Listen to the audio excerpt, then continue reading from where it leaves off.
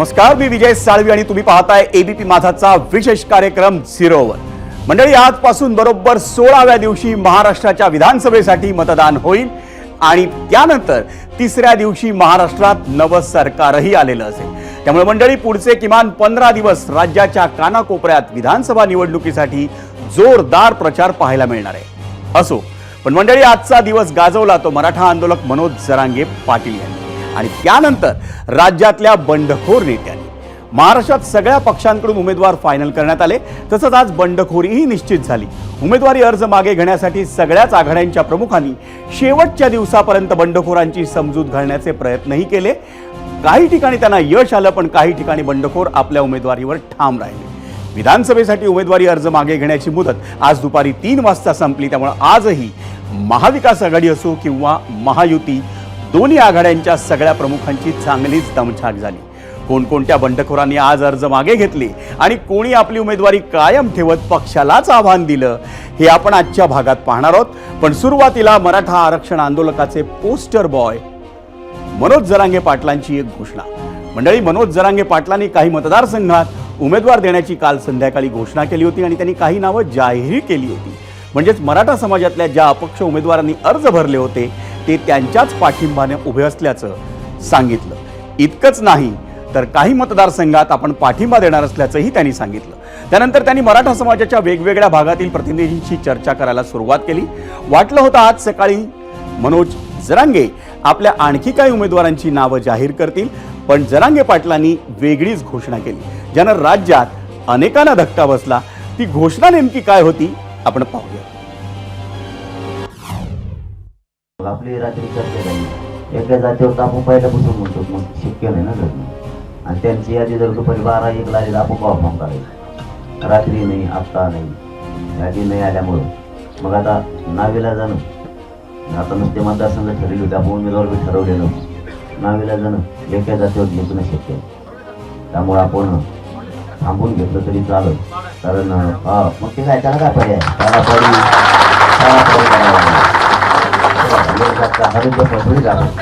आपल्याला एक तर राजकारणाचा लय अनुभव नाही, 13-14 महिने फक्त आपण तुम्हाला रात्री झालेल्या चर्चेप्रमाणे, कारण रात्री काही खासदार तरी आपले बांधव इथं होते सगळ्याचे, आपल्याला मी विचारलं एका जातीवर मग लढायची का, आपण जिंकून नाही येणार, तर सगळ्यांचं म्हणणं होतं एका जातीवर निवडून येणार नाही, आपल्याला निवडणूक लढायची नाही। म्हणून सगळ्या बांधवांना सांगतो आपल्या राज्यातल्या की आपले सगळे फॉर्म अर्ज काढून घ्या। मंडळी, नीट ऐकलत ना, मनोज जरांगे पाटलांनी विधानसभा निवडणुकीत उमेदवार न देण्याची घोषणा केली, पण सोबतच ज्यांनी उमेदवारी अर्ज दाखल केले त्यांनाही त्यांनी अर्ज मागे घेण्याची विनंती केली। मनोज जरांगेंच्या याच निर्णयावर होता आपला आजचा पहिला प्रश्न आणि तो पाहण्यासाठी जाऊयात पोल सेंटर। आजचा प्रश्न काय होता पहिला, विधानसभा निवडणुकीत उमेदवार न देण्याचा मनोज जरांगेंच्या निर्णयाचा कोणाला फायदा होईल, महायुती की महाविकास आघाडी, असे 2 पर्याय आम्ही आपल्याला या प्रश्नावर दिले होते। मंडळी, मनोज जरांगेंनी हा निर्णय का घेतला, त्यामागे त्यांनी मराठा समाजाशी कोणती चर्चा केली, शिवाय समाजाच्या वतीनं त्यांना कोणकोणत्या मागण्या करण्यात आल्या, यासह अनेक प्रश्नांवर बोलण्यासाठी खुद्द मनोज जरांगे पाटील आपल्या सोबत असणार आहेत। त्यांच्याशी चर्चाही आपण करणार आहोत, पण त्याआधी आपण त्यांच्या निर्णयामुळे घडलेल्या घडामोडी पाहूयात। मंडळी, लोकसभा निवडणुकीमध्ये मनोज जरांगे फॅक्टरनं काय झालं हे मी आज पुन्हा नव्यानं सांगण्याची गरज नाही, पण तरीही थोडा रिकॅप सांगतो। जरांगे फॅक्टरमुळे एकवटलेला मराठा समाज, त्याला मिळालेली मुस्लिम आणि वंचित समाजाची साथ, त्यामुळे महायुतीला लोकसभा निवडणुकीत फटका बसला होता। मराठवाड्यात महायुतीला केवळ छत्रपती संभाजीनगरची जागा जिंकता आली होती, तसंच मराठवाड्यात भाजपला एकही जागा जिंकता आली नव्हती। त्यावेळी जरांगे पाटलांनी कोणताही उमेदवार उभा केला नव्हता, फक्त समाजाला मार्गदर्शन केलं होतं। आणि आताही मनोज जरांगे पाटलांनी उमेदवार न देण्याचा निर्णय घेतला आणि त्यावरच महायुतीच्या नेत्यांच्या काय भावना आहेत आपण त्याआधी पाहूया। जरांगे यांनी जो निर्णय घेतला आणि स्टेटमेंट केलं आहे त्याचं मी स्वागत करतो। खरं तर देर आहे दुरुस्त आहे असं म्हणायला हरकत नाही, आणि त्यांचं म्हणणं अगदी बरोबर आहे। त्यांनी निवडणूक लढवायची जर ठरवलं तर मग इतर समाज जे आहेत ते कदाचित साथ देत नाही, हे असंही होतं. हा त्यांचा व्यक्तिगत विषय आहे. त्यांनी विचार कदाचित काही केला असेल, पण त्यामुळे मी ह्या गोष्टीला सकारात्मक पद्धतीने पाहतो. याच्यामागची भूमिका मला काही समजलेली नाही, पण जे काही त्यांनी निर्णय घेतलेला आहे, मी ह्या विषय सकारात्मक पद्धतीने याचा विचार करतो. मंडळी, महायुतीनं तर मनोज जरांगेंच्या निर्णयाचं स्वागत केलं, तसंच महाविकास आघाडीने केलंय का आपण पाहूयात. निवडणुकीसंदर्भात काय भूमिका घ्यावी हा त्यांचा प्रश्न आहे. आम्ही स्वतः त्यांचा जो लढा आहे हा राजकीय मानत नाही, हा सामाजिक लढा आहे, ही एक सामाजिक चळवळ आहे. त्याच्यामुळे जरांगे पाटील यांनी काय भूमिका घ्यावी आणि कशा प्रकारे घ्यावी याचं मार्गदर्शन आम्ही करणार नाही. या आघाडीचा कोणाचाही काही संबंध नाही.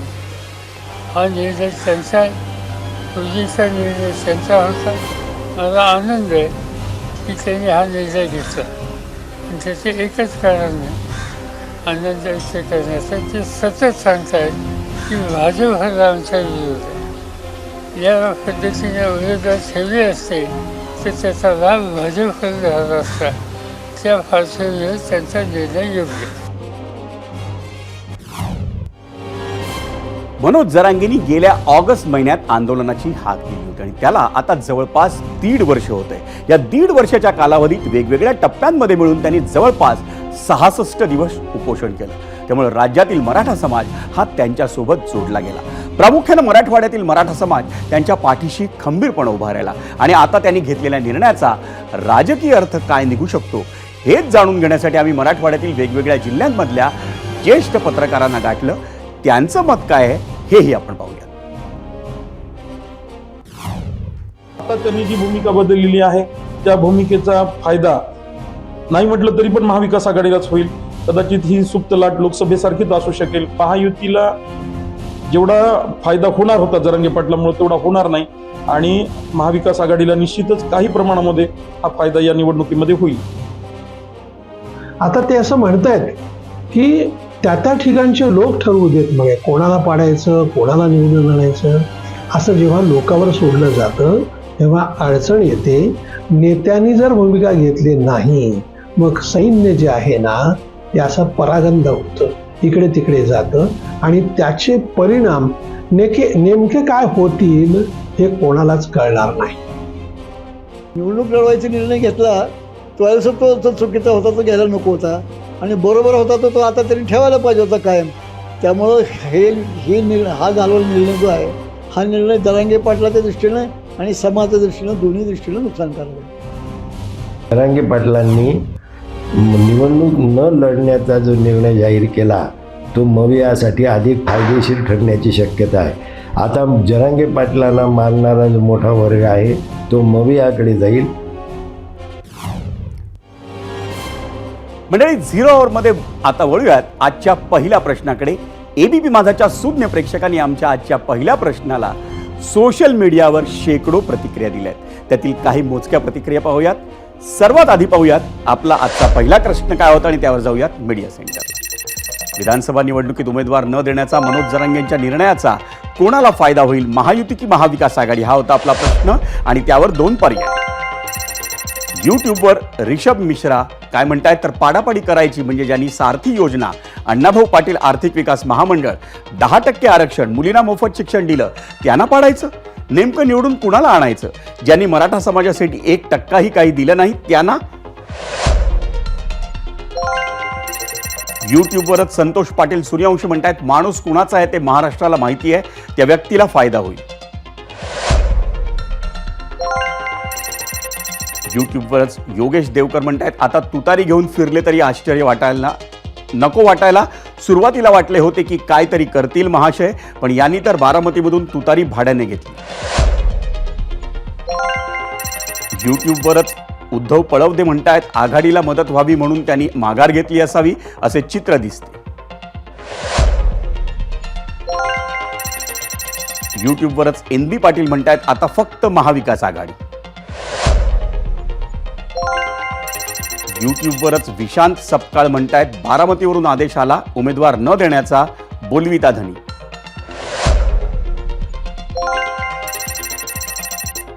यूट्यूबवर कृष्णा अवचर म्हणतात घेतली सुपारी वाजवायला तुतारी. एक्सवर मिलिंद पटेकर म्हणतायत निश्चितच याचा फायदा महाविकास आघाडीला होईल. तसंच जरांगेंनी मराठा समाजाचा विश्वासघात केलाय. जर निवडणूक लढवायचीच नव्हती तर 1500 उमेदवारांची मुलाखत का घेतली? पाडापाडी करून काहीही साध्य होणार नाही. एक्सवर शंतनू गौतम म्हणतायत वाजवा रे वाजवा अन फुकटचा तमाशा.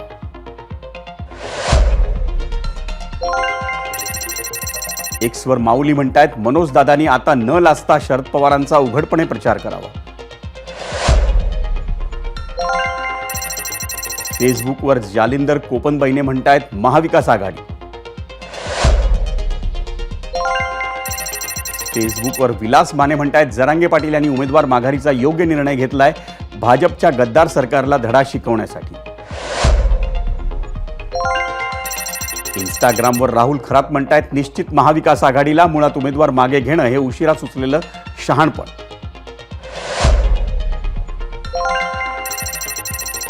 सौरभ व्यवहारे म्हणतायत सगळा डाव हा शरद पवार यांचा होता, त्यामुळे फायदा देखील त्यांच्या पक्षालाच होणार.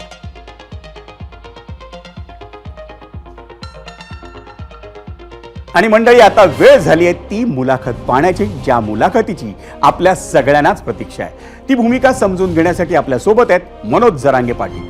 मनोज जरांगेंनी आज विधानसभा निवडणुकी संदर्भातला मोठा निर्णय घेतला आणि त्यानंतर एबीपी माझाच्या उपकार्यकारी संपादक सरिता कौशिक यांनी त्यांच्याशी संवाद साधला. पाहुयात त्या मुलाखतीचा संपादित भाग.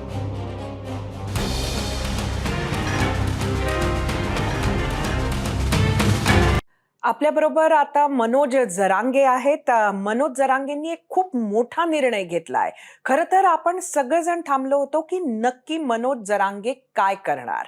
काल रात्री असे संकेत आपल्याला मिळाले त्यांनी काही जागा घोषित केल्यानंतर की ते निवडणूक लढवणार आणि आता हा निर्णय सकाळी बदलला.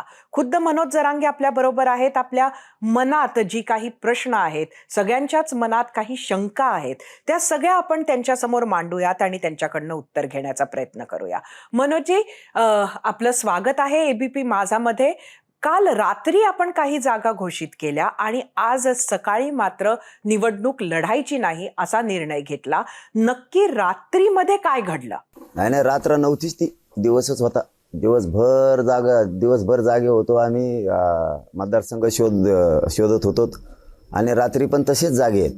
म्हणजे रात्र ती हाय असं कळालंच नाही. पहाटे 3-4 वाजेपर्यंत प्रक्रिया मतदारसंघाची पूर्ण झाली, नावं, आणि त्यानंतर ठरलं मग की आता उमेदवार आपण सुरू करू. मग त्याच वेळेस उमेदवाराची आणि मतदारसंघाची यादी डिक्लेअर करायचं ठरल्याच्या नंतर विचारलं लगेच. त्यांनी पण यादी पाठवतो बोलले होते ते 12-1 वाजेपर्यंत. काय त्यांचे 4-5, 5-7 हे 7-8 ते आमचे 7-8-10 असं चला. आम्ही काय ठराविकच लढणार होतो. आम्ही कुठं सगळा महाराष्ट्र लढणार होतो म्हणून आमचे भयानक माघारी नाम काय. आम्ही पुरे ठराविक 5-7 लढणार होतो सगळे.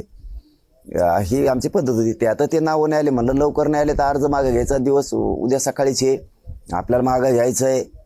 आणि मग केव्हा घ्यायचं त्यांचं नाही आले तर मग परत एका जातीवर लढायची वेळ आली तर कसं व्हायचं.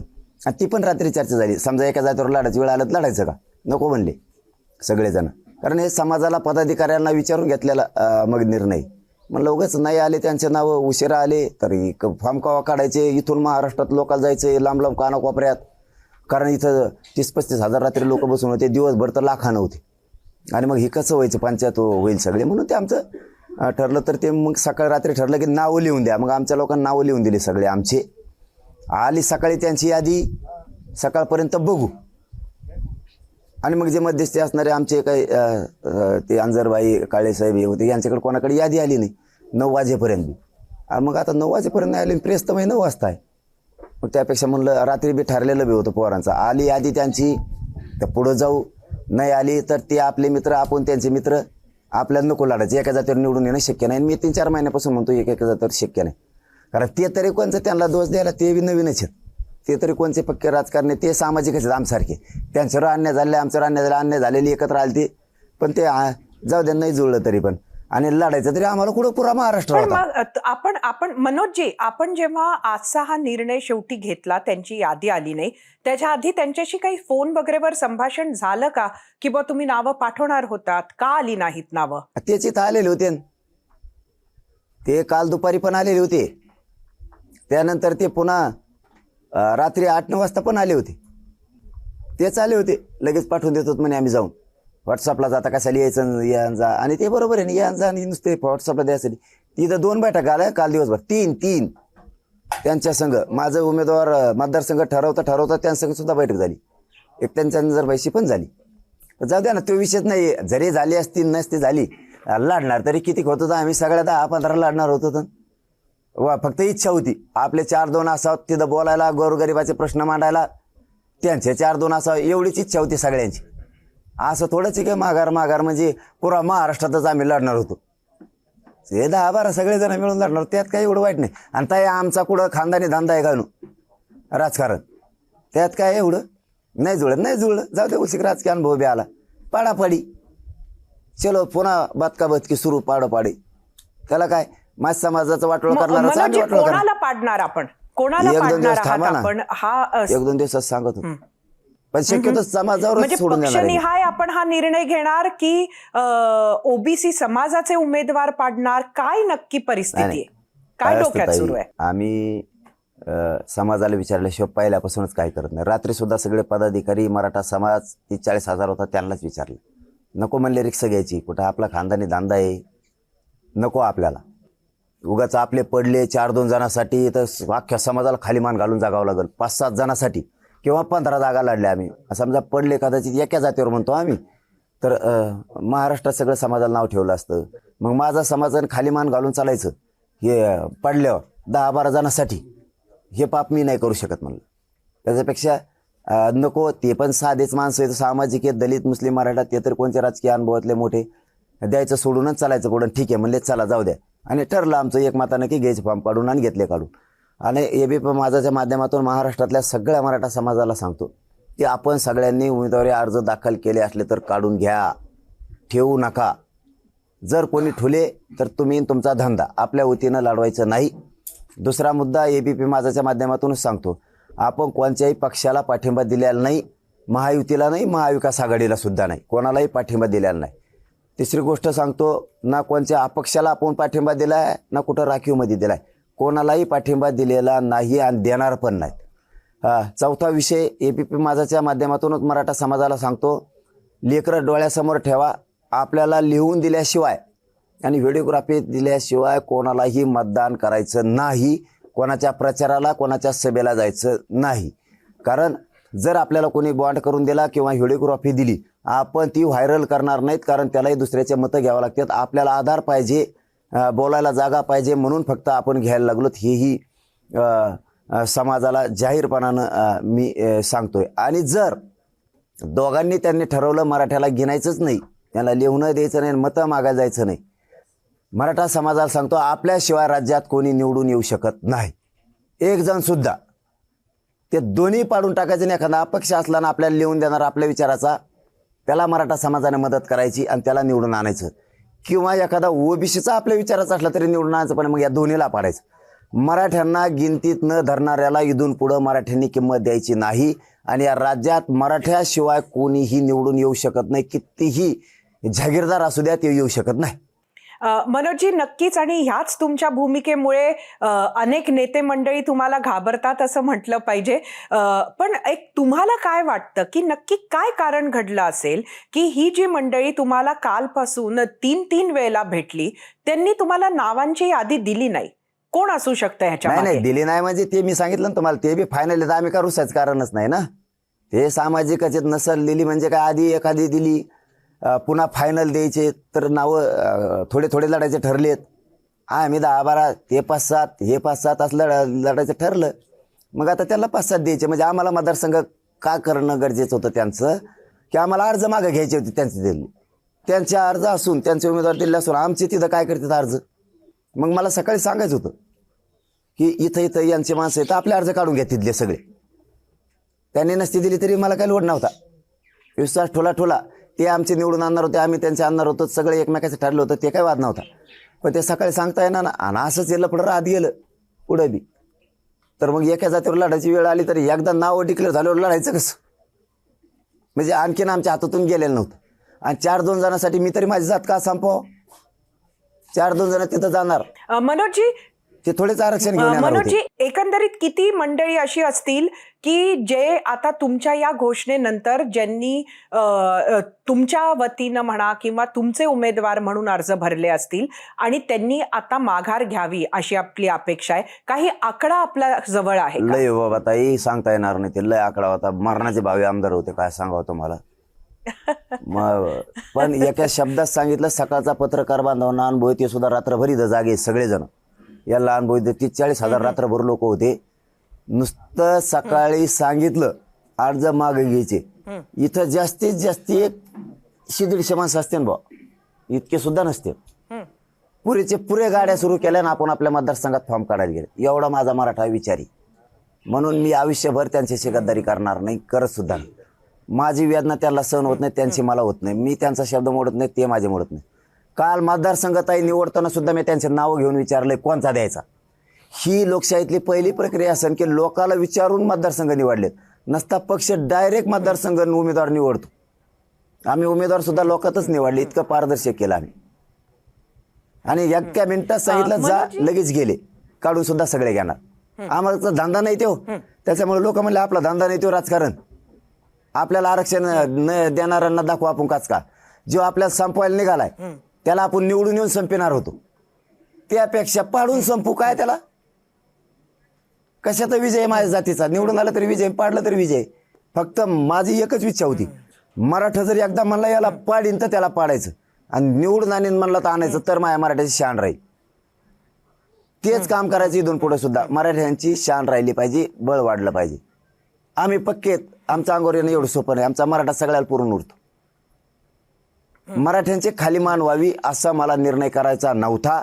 4-5 जणांसाठी, आणि 4-5 जण जर पडले तर पुरा महाराष्ट्र मानला असतं. ही मराठीच्या अवकात याला 5 निवडून नाही आणता आले तर सगळ्याला खाली माना घालून माझ्या मराठ्याला राज्यात जागावं लागलं असतं. त्याच्यापेक्षा त्या 4-5 जागेवर लाथ मारणार आम्ही, गरज नाही. माझ्या मराठ्यात पॉवर एक कंट्रोल आहे. आणखीन सुद्धा सगळ्या पक्षाला जेरीस आणायचा, आणि आमच्याशिवाय कोणी नाही निवडून येऊ शकत. आणि मी महाराष्ट्रात जाणार आहे. मी मराठा समाजाला सांगितलंय कोणाला पाडा, कोणाला निवडून आणा. मी कोणालाही सांगितलं नाही याला पाडा आणि त्याला निवडून आणा, एकालाही सांगितलं नाही. माया का विरोधात बोलला का असा रपका सुरू करीन ना. हा मी महाराष्ट्रात फिरणार आहे, जाणार आहे दर्शनाला. काळात सांगणार आहात का कोणाला पाडायचं, कोणाला निवडून आणा?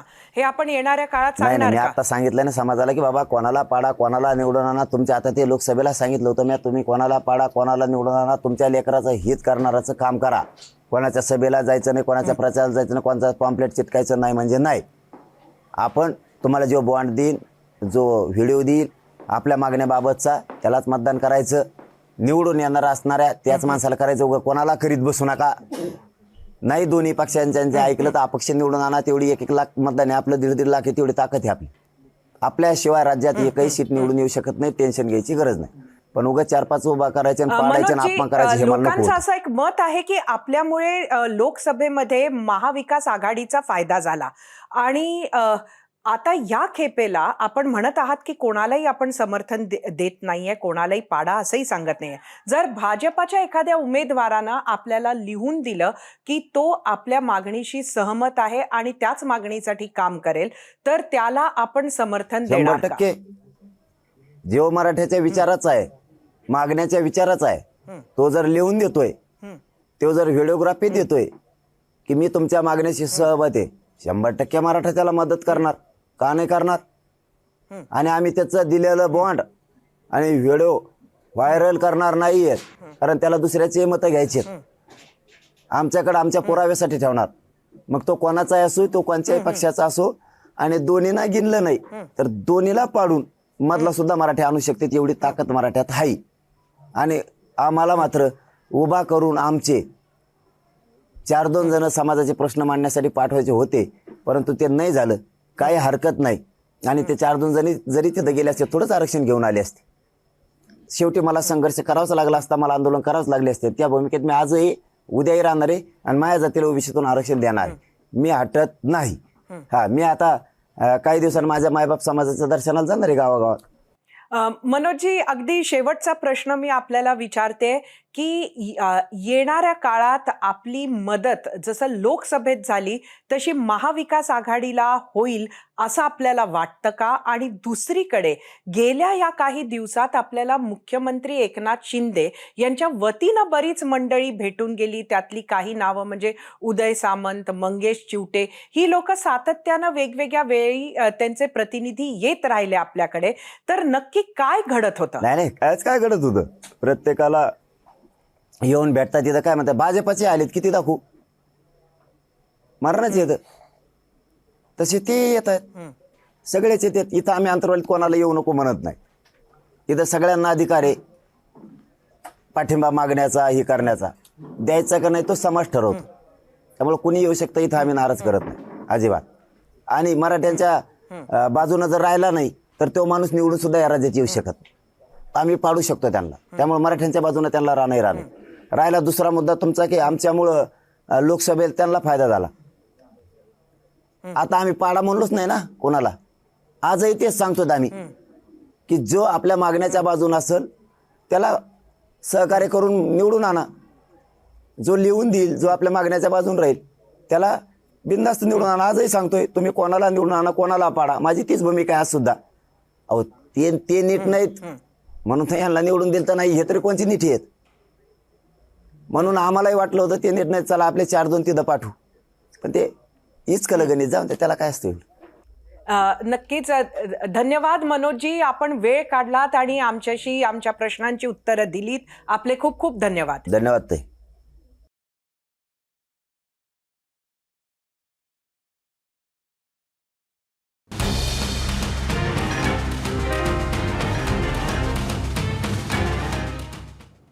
आणि ही होती मनोज जरांगे पाटील यांची आमच्या उपकार्यकारी संपादक सरिता कौशिक यांनी घेतलेली मुलाखत. आणि अर्थातच त्याचं कारण होतं विधानसभा निवडणुकीत उमेदवार न देण्याचा मनोज जरांगेंनी घेतलेला निर्णय.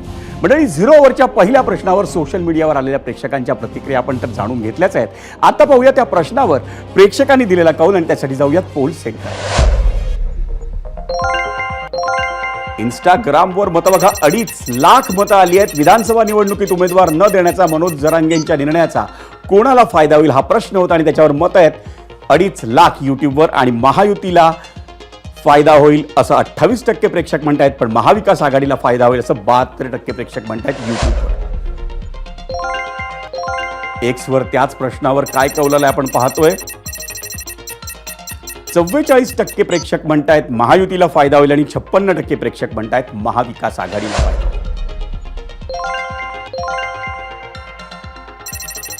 इंस्टाग्रामवरचा कौल आपण पाहतोय. 52% प्रेक्षक म्हणतायत महायुतीला फायदा होईल आणि 48% प्रेक्षक म्हणतायत महाविकास आघाडीला फायदा होईल.